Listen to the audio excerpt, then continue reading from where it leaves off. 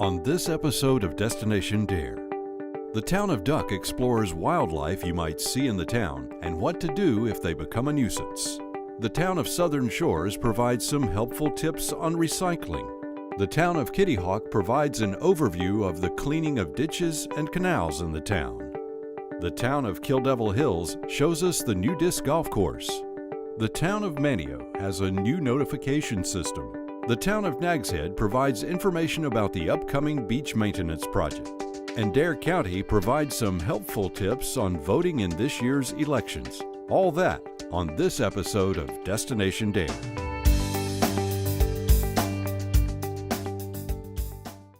Wildlife abounds on the Outer Banks, sometimes in our backyards. The town of Duck explores what you might find and how to handle nuisance situations.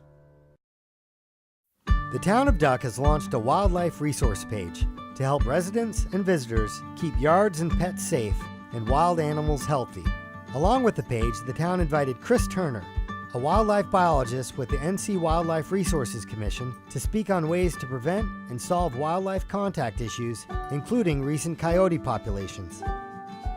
I'm Chris Turner. I'm a coastal regional biologist in District 1 that includes the Outer Banks, all the way from Corova to Hatteras, and a lot of the issues that I deal with are maybe very similar to other wildlife questions and management that takes place across the state. However, the Outer Banks is a very different piece of land. We have to keep in mind as residents on the Outer Banks is that we do have lots of different wildlife species that can live in close proximity to people and to residential areas. Some species are very common, including raccoons and possums and foxes. Some species are certainly present, but we may not see them as often as common species. Those would include coyotes. Sometimes wildlife gets a little close to home. We have wildlife habitat not just along the shore, but within residential type areas as well. Sometimes situations take the form of nuisance type situations or other conflicts, including property damage from wildlife. In dealing with wildlife conflicts, the first step that we always try to take is one of prevention. That is typically removing attractants that bring wildlife into close proximity with people. One of the contributing factors to probably most conflicts comes in the form of food that may be available around residences or in subdivisions. That food would take the form of trash, table scraps, pet food, or sometimes even bird feeders can create an issue where wildlife repeatedly begins to use free, easy food and can even become habituated to being around people. When we remove attractants, we certainly take the first step, but I think hand in hand with removing attractants would come hazing and trying to keep wildlife wild. Whenever people have questions about wildlife or interactions with wildlife, a great resource is the North Carolina Wildlife Resources Commission's website at ncwildlife.org. Under the Have a Problem with Wildlife tab, it links you to contacts of people who can assist with some wildlife issues, and it also has a lot of information regarding coexisting with wildlife. We have wildlife on the Outer Banks, and it certainly pays to understand what species we have and how we might best coexist.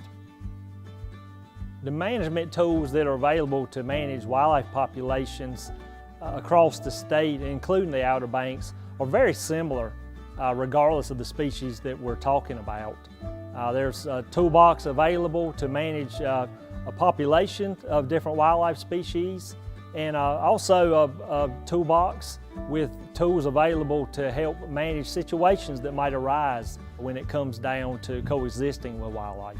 With habitat on the Outer Banks, we'll always have some species. There's nothing that we can do to say that we won't have coyotes or raccoons or foxes. In the end, it comes down to managing those populations and to be able to manage situations with the tools that are available.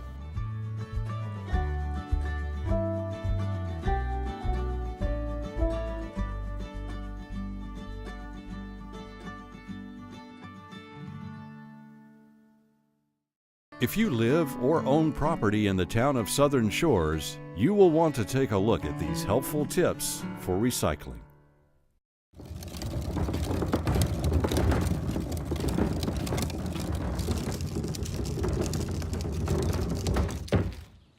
Hey, Bob, you taking out the recycling, huh? Yeah, Jim, taking out the recycling. I think you missed the truck. What? They come on Monday. You're right, they do. They come all year long on Mondays in Southern Shores. But they were here at 5 a.m. when I was on my way to boot camp. You know, you should probably take that out on Sunday night, like I do. Is that right? That's right. Recycling can be tricky. Besides knowing when to recycle, you also need to know how to recycle and what to recycle. Thanks, Roger.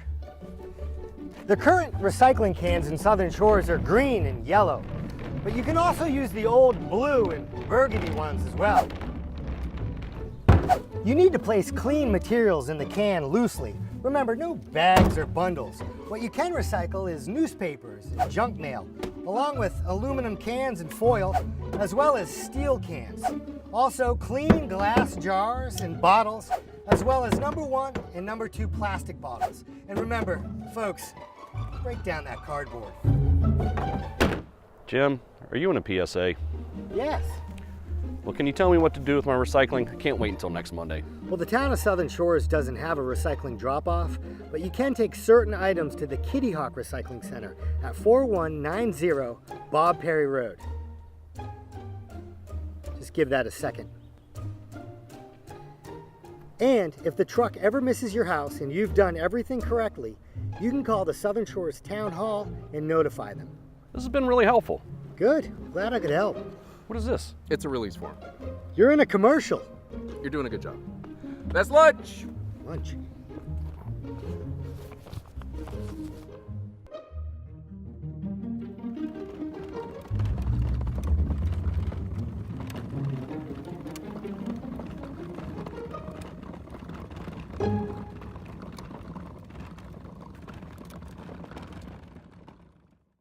The town of Kitty Hawk is working on a project to clean out the ditches and canals in the town. Here's an overview of the project.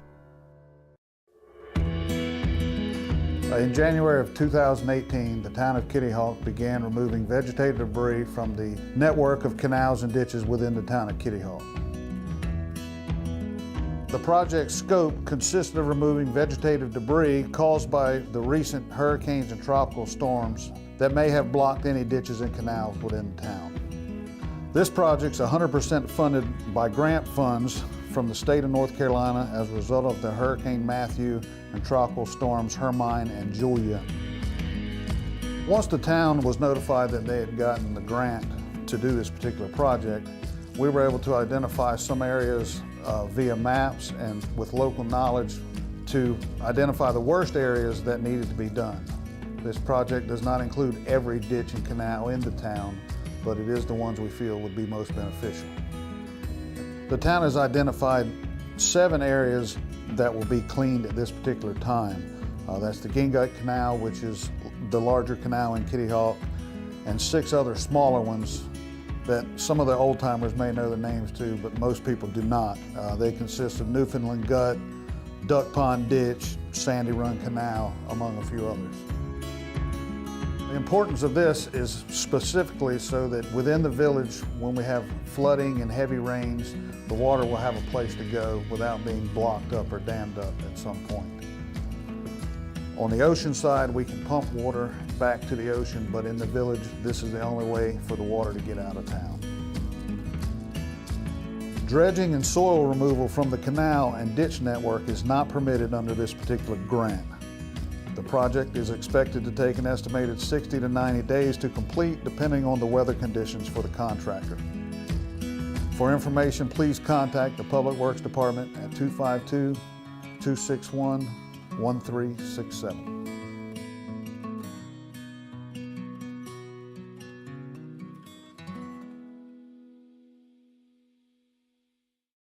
Disc golf enthusiasts are excited about the new disc golf course in the town of Kill Devil Hills. Here's some background on how it all came about. My name's Daryl Davies. I'm one of the people that started trying to work on getting this disc golf course built many years ago. This is Bob Sanders with Tortugas Lie. He's also been a very key person helping me out for the last couple years. I guess it started 8 years ago, trying to get the town to look at doing something about building a disc golf course. It's obviously trying to get a hold of land is very difficult. It took time.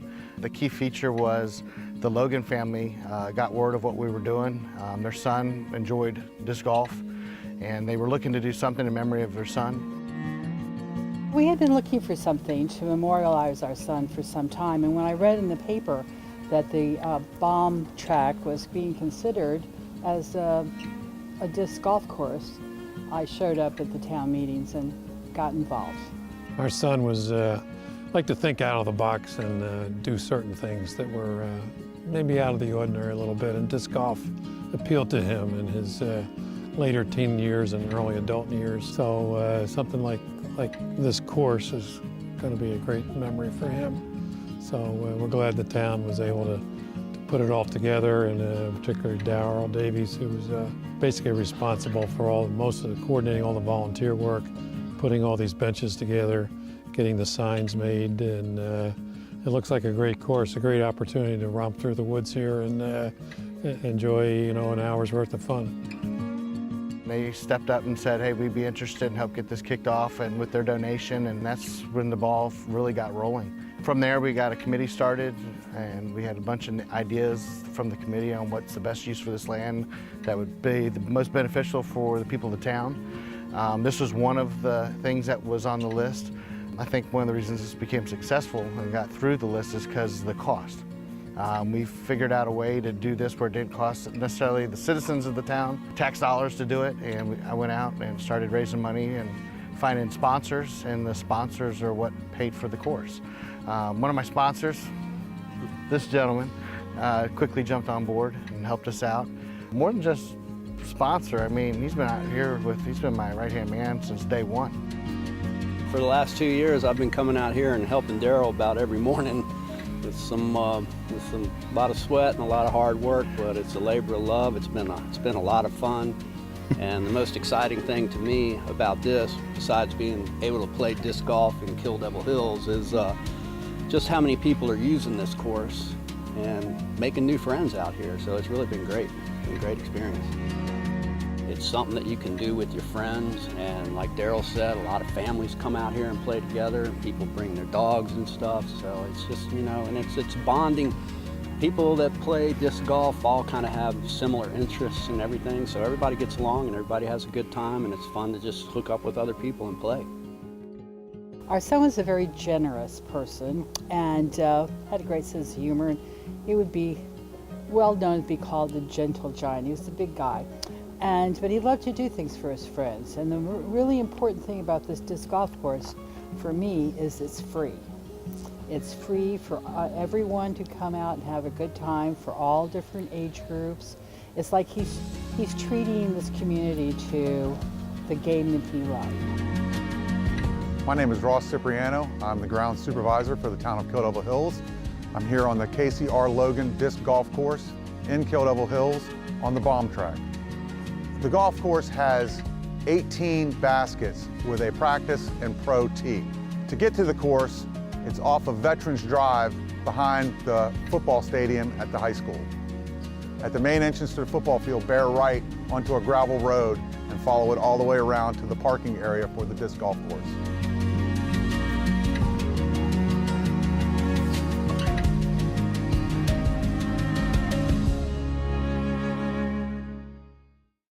The town of Nags Head is moving forward with its beach maintenance project. Here's what you need to know about the upcoming project.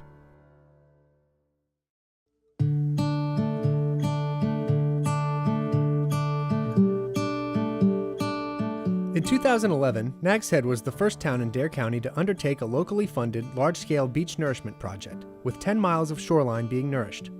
Since then, the towns of Duck, Southern Shores, Kitty Hawk, and Kill Devil Hills, as well as a beach in Dare County, have also nourished their beaches.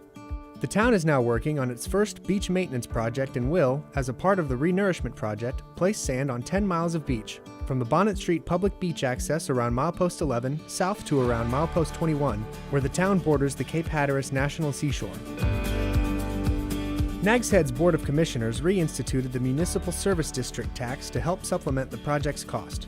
The town-wide rate that all properties pay is .027 cents, with an additional .175 cents levied on all properties east of the beach road.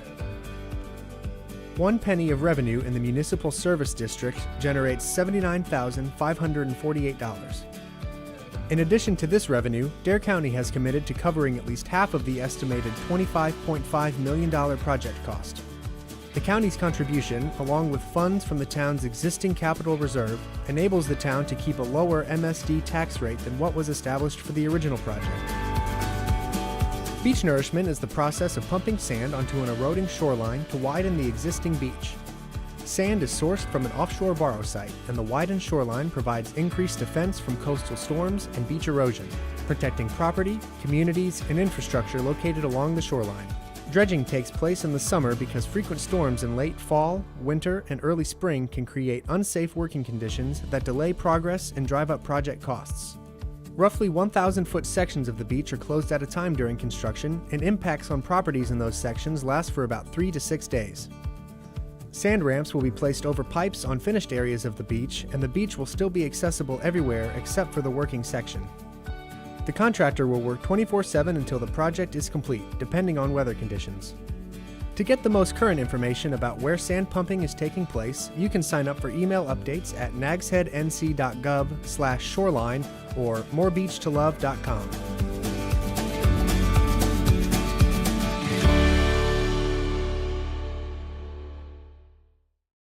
The town of Manteo has partnered with Dare County Emergency Management to provide emergency information specifically for those living in the town of Manteo. The town of Manteo, in partnership with Dare County, is currently accepting signups for a mass notification tool called Regroup. This software will allow the town of Manteo to directly contact citizens, business owners, visitors, and anyone else who has an interest in receiving updates and alerts. The town of Manteo's annual Dare Day event is quickly approaching. For vendors, notifications will be sent for emergency alerts such as hurricane warnings, public notices for things like meetings, office closures, and volunteer opportunities, special events for information about town-sponsored events like Dare Day and the Farmers Market, and public utilities alerts such as road closures and public works projects. When you sign up for the notifications, you'll need to provide an email and phone number, as well as an address to receive alerts specific to your part of town. Alerts can be sent to your choice of email, text message, or voicemail. For more information about Regroup, visit townofmanteo.com/alerts.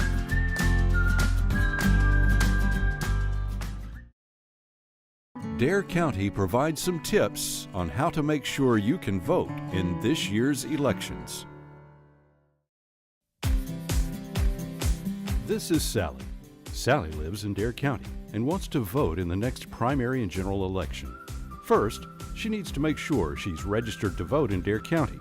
If Sally is a citizen of the United States, 18 years of age or older by the date of the election, and a legal resident of Dare County for at least 30 days by the date of the next election, she can register to vote by going to darenc.com/elections and downloading the North Carolina voter registration form, filling it out, and then returning it to the Dare County Board of Elections Administrative Office by mail at P.O. Box 1000, Manteo, North Carolina, 27954, or by dropping it by in person at the Dare County Administration Building, 954 Marshall C. Collins Drive in Manteo.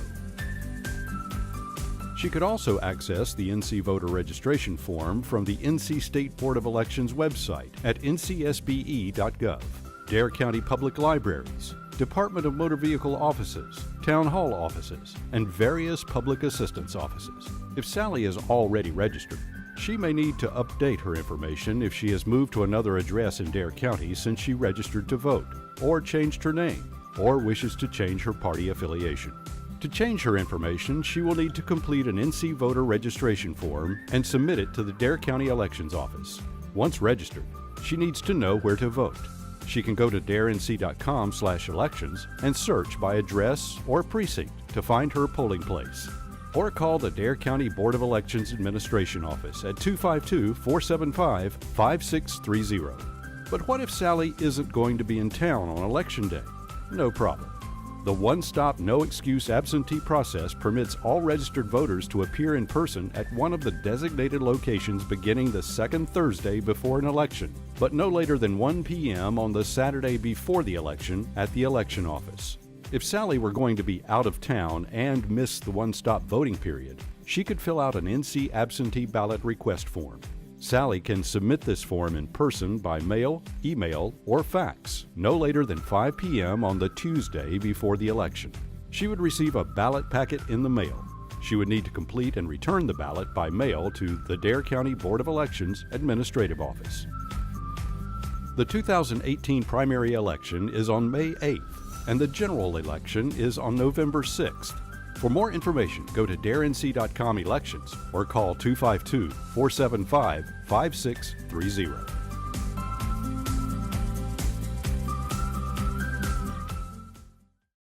That's all the time we have for this episode of Destination Dare.